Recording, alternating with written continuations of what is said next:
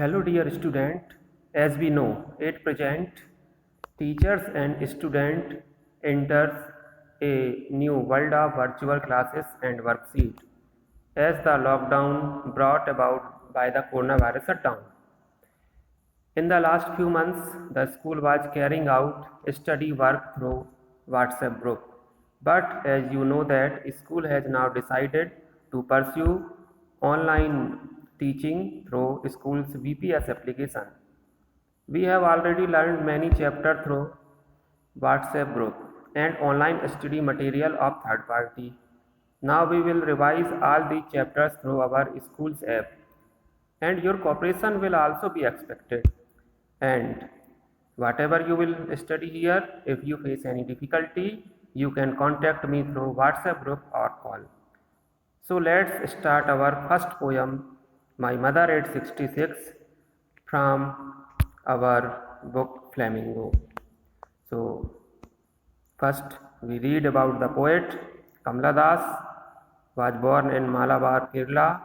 She is recognized as one of the India's foremost poets. Her works are known for their originality, versatility, and the indigenous flavor of the soil.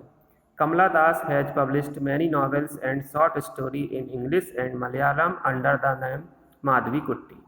Some of her work in English include the novel Alphabet of Lust, a collection of short stories Padmavati, The Harlot, and the other stories. In addition to 5 books of poetry, she is a sensitive writer who captures the complex substrata of human relationship in lyrical items. My Mother at 66 an example.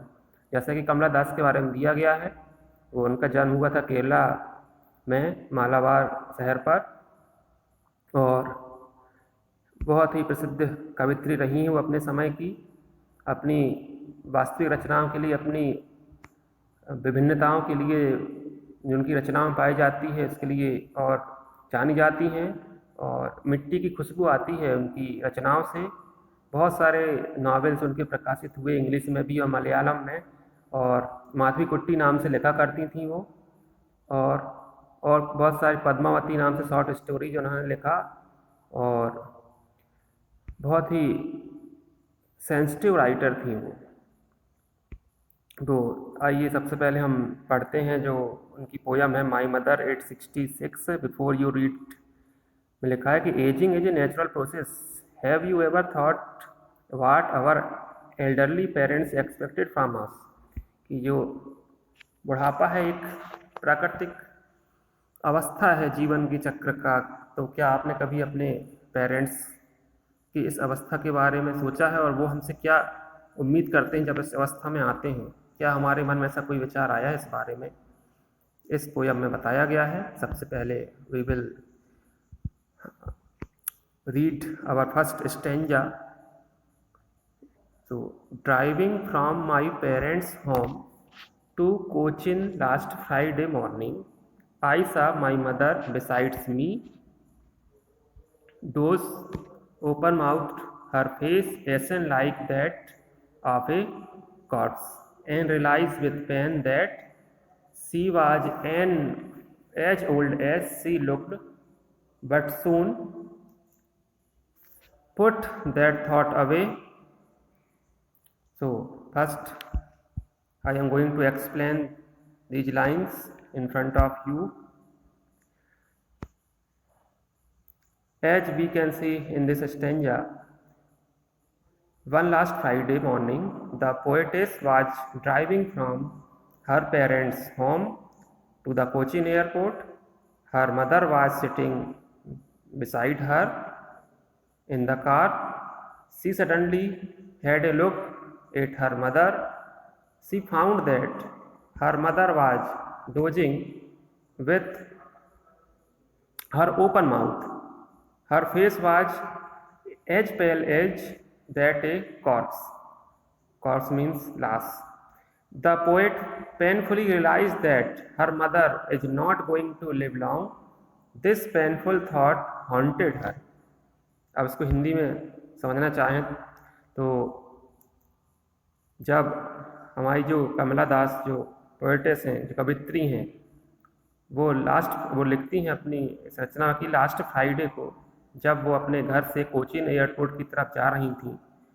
उनकी जो माता जी हैं वो car में उनके side में बैठी हुई थी और अचानक उनकी नज़र अपनी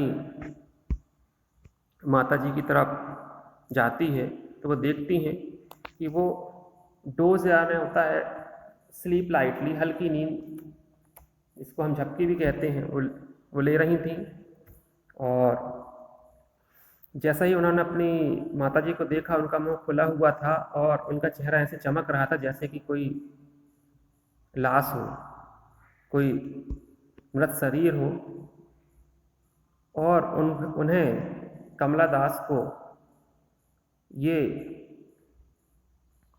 दर्द महसूस हुआ कि अब उनकी जो माता जी हैं बहुत लंबे समय तक, उनकी एक उम्र हो चुकी सी, लिखा भी she was as old as she looked, जितनी बूढ़ी वो दिखाई दे रही हैं वो वास्तव में उनकी एज उतनी ही हो चुकी है, उतनी बूढ़ी वो हो चुकी हैं और बहुत लंबे समय तक वो उनके साथ नहीं रह पाएंगी,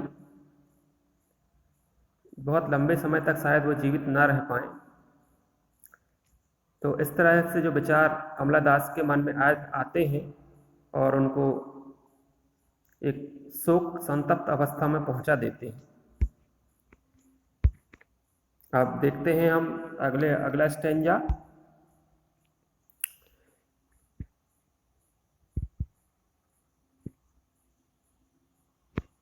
But soon put that thought away and looked out at young trees sprinting, the merry children spilling out of their homes.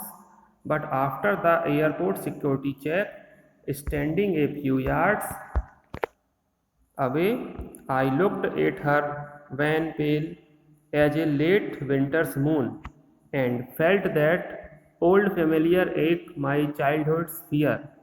But all I said was, see you soon, Amma. All I did was smile and smile and smile. So, explanation in English. But soon she tried to put it off by looking out of the car window. She saw the young trees running past them. She looked at the merry children coming out of their homes as she saw life and vitality in the outside world.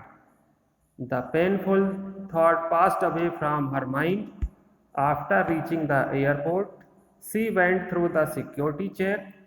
Her mother was standing outside a few yards away. She looked her face again. Her face was pale white like a late winter moon. She felt the old familiar ache of childhood in her heart, which is usually felt by a child due to the separation from his or her mother.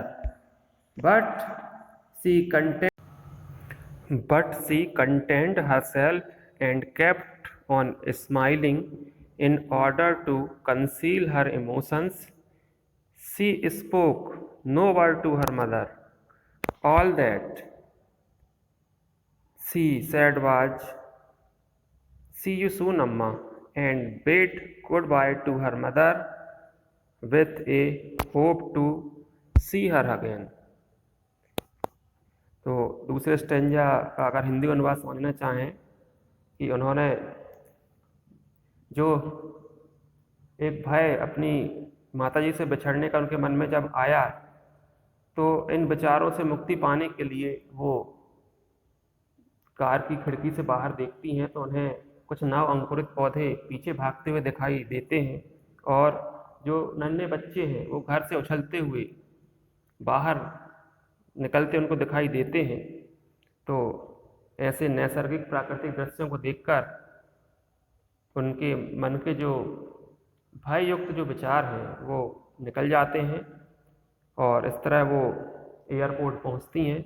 और airport में जो सुरक्षा जांच होती है उस दौरान वो पुनः अपनी माताजी के चेहरे पर एक नज़र डालती हैं जो कुछ ही कदमों की दूरी पर खड़ी हुई थी।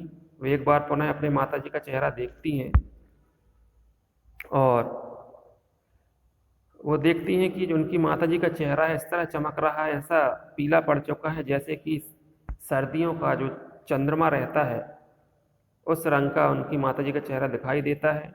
तो एक बार पुनः वो जो पुराना एक बच्चे का जो बचपन का जो भय है, जो छोटे बच्चे अनुभव करते हैं अपने माता पिता से बिछड़ने के दौरान, उस भय का, उस बिछड़ने के दर्द का वो अनुभव करती हैं, परंतु फिर वो अपने आप को सहानुभूति देती हैं और मुस्कुराते हुए अपने अपने चेहरे से उस भय को छुपाते हुए अपनी माताजी को गुड बाय कहती हैं।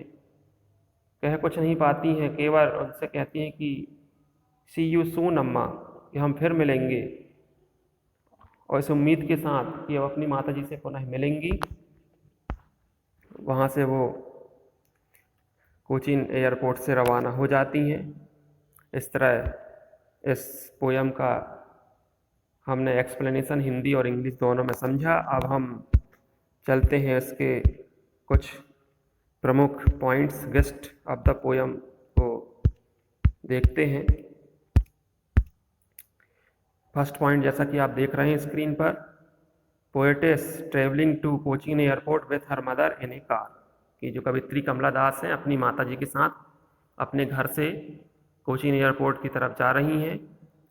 वो second point, looks at the wan pale face of her dozing mother, अपनी माताजी का झपकी लेते हुए चेहरा देखती हैं जो कि एकदम पीला पड़ चुका है और एक लाश की भांति चमक रहा है।